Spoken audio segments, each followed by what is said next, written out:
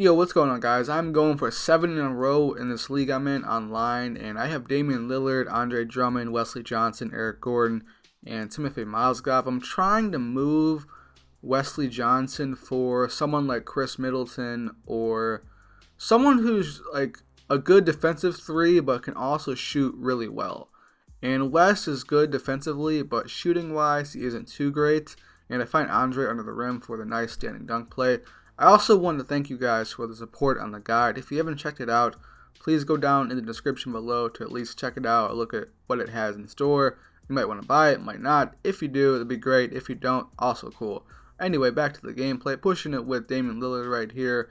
And I tried to do a snatch back right there, but it doesn't really work too well on this game. I'm going to find Eric Gordon in the paint, find Wesley in the corner, pump fake drive, and find EG in the corner again.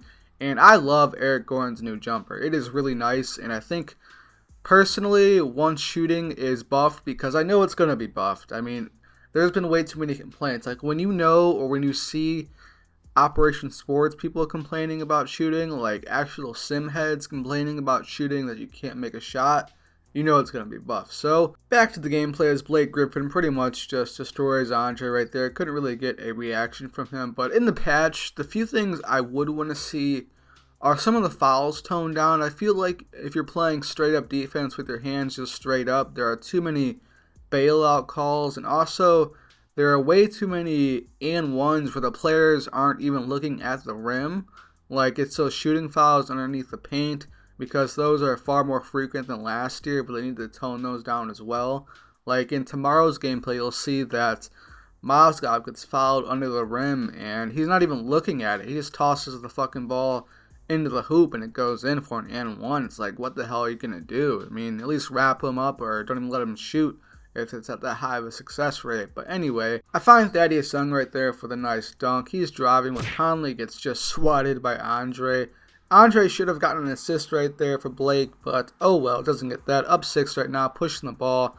Gonna find Thaddeus Young again. I'm also trying probably to move Thad Young. I have a really deep and young team. Like, I mean, my starters aren't, like the top team in the league. The Miami Heat are pretty good.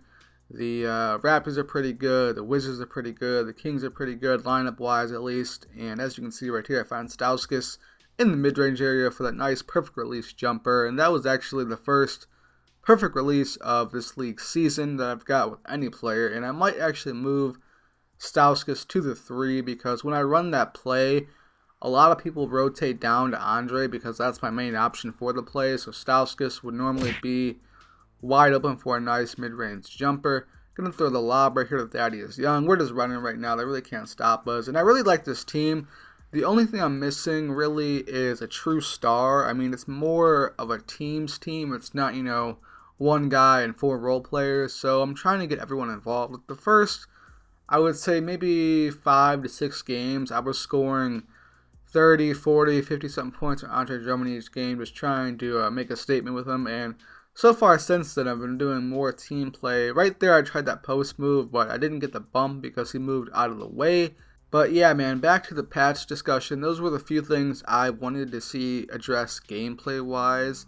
And let me know in the comments below what you guys want to see addressed as well, because I know there's an array of things that make this game not worse than what it should be, but I mean, there's some things that can make it better, I think. And the people who gave it a rating of 9, it's a pretty good game offline. But when you're playing online and playing for like real money and stuff, you guys just have to understand where I'm coming from. Like when I'm playing for, $10, $15, $20, stuff like that, and I'm making a good basketball play, I miss a wide open shot, it's frustrating. Like, I'm not going to sit here and just be like, oh, it's realistic, going 2 of 10 from 3, that's realistic, when most of them, probably 7 or 8 out of the shots were decent shots. Anyway, find Andre under the rim for the nice 2 right there. He's driving with Trey Burke, and this actually caught me off guard. I didn't know who that was at first, but I think that's Plumlee. I'm almost positive. But pushing the ball down with Damian, find Andre cutting to the floor with a windmill right over that guy. Pretty crazy a big can do that. Actually, Andre had like 18 and 19 last night. Pretty good debut. I think the Pistons are going to surprise a lot of teams this year. I think they'll make the playoffs, and they may upset one team. If they get to like the 7th seed, I don't think they'll upset the Cavs. Obviously, if they get the 8th seed, because the Cavs, they played bad last night, and it was still a 2-point game. And they were missing Kyrie and Shumpert, and Mo Williams and LeBron just had a brain fart on the final inbounds play.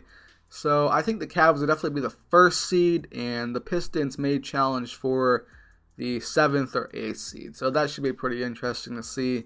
Some good old classic Pistons Cavs matchups, Cavs matchups, and can't wait for the playoffs too. Basketball just started, and I'm ready for the season. I mean, I prefer the NBA over the NFL. But yeah, winding down in the 4th, little under 3 minutes left to go. Those long lead passes are kind of nice this year. I mentioned earlier in a few videos back that I thought they were a bit OP, but actually, come to think of it, they're actually not that bad once you actually get in the passing lanes. Like for me personally, I don't really harass at the inbounds like some people do, and that's why a main reason why so many of them do happen. But I personally like it now just because it allows for you to score easily, especially with the way the shooting is right now. And I know I keep bringing that up and make it annoying, but it's just the main thing pissing me off right now. Oh, and another thing, they need to address the inbounds, because you shouldn't have to go to a specific player on a random point in the second quarter to inbounds. So that should be addressed as well, in my opinion. But